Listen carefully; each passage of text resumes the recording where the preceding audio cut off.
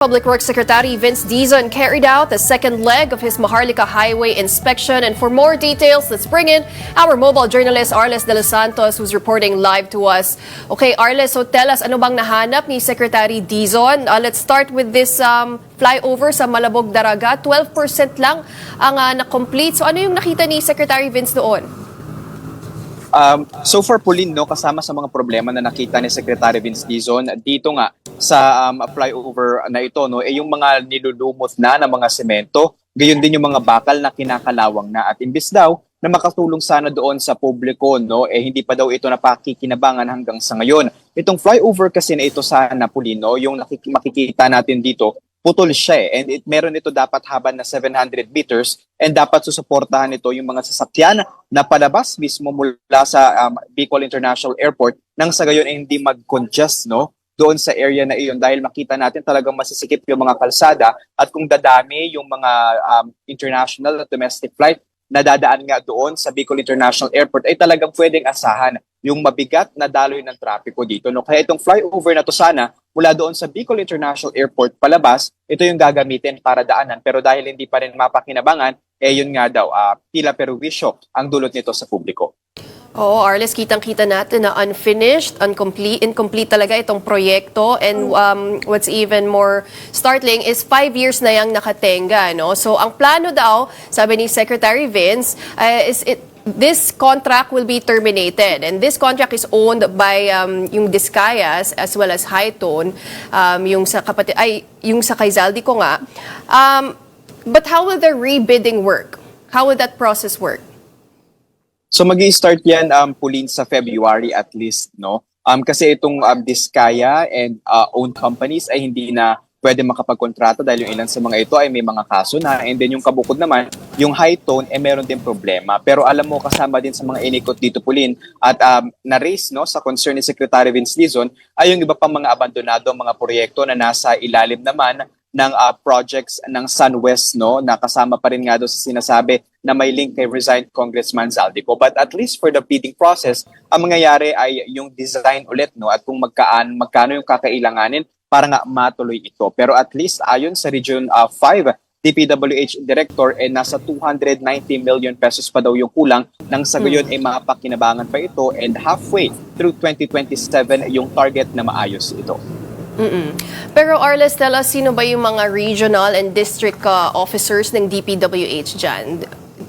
Do you know their names? Hindi natin nakuha yung pangalan nila, Pauline, no, pero kasama sila doon sa mga ginisa kahapon ni Secretary Vince Dizon. Kasi kung maalala natin, may mga reshuffling na ginawa itong ahensya at yung palipat-lipat ng mga pag-iinspeksyon isinasagawa nito ni Dizon ay bahagi ng pagpapabilis ng konstruksyon ng lahat ng mga infrastructure projects ng pamahalaan. Meron pang ang isa dyan, no, may mga hospital din tayong nadaanan at iba pang mga lubak-lubak na tulay na talagang ayon sa mga residente ay nakaka-apekto na daw sa kanilang araw-araw na buhay. And so with that, Arles, will cases be filed against these contractors, pati na rin mga DPWH officials in relation to these particular unfinished projects sa Bicol?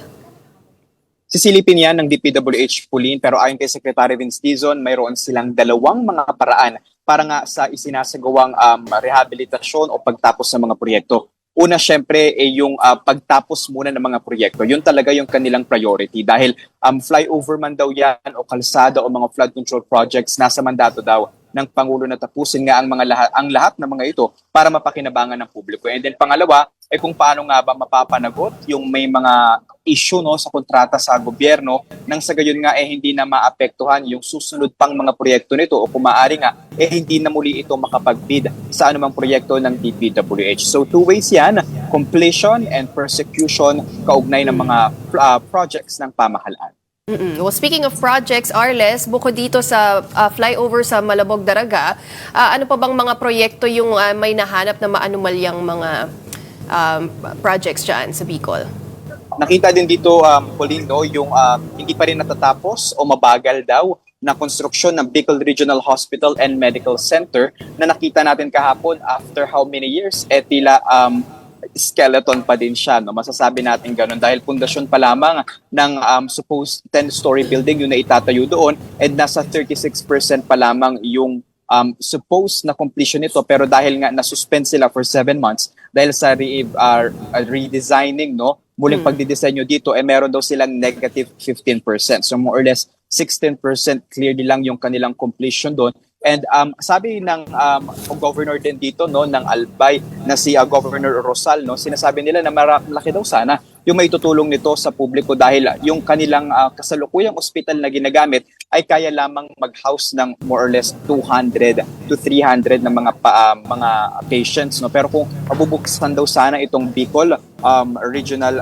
Hospital, no, mas malaki daw sana din yung magiging tulong nito, especially ito daw ay kasama doon sa mga legacy hospital na gustong matapos ni Pangulong Bongbong Marcos. Dahil diyan pagpapaliwanagin nga daw yung contractor nito na Sherman, no, at nang sa gayon malaman kung ano pa nga ba yung kailangan na mga adjustment na gawin para nga matapos ito, kasi hindi biro yung halaga nito, Pauline, no. It's worth 3.5 billion pesos.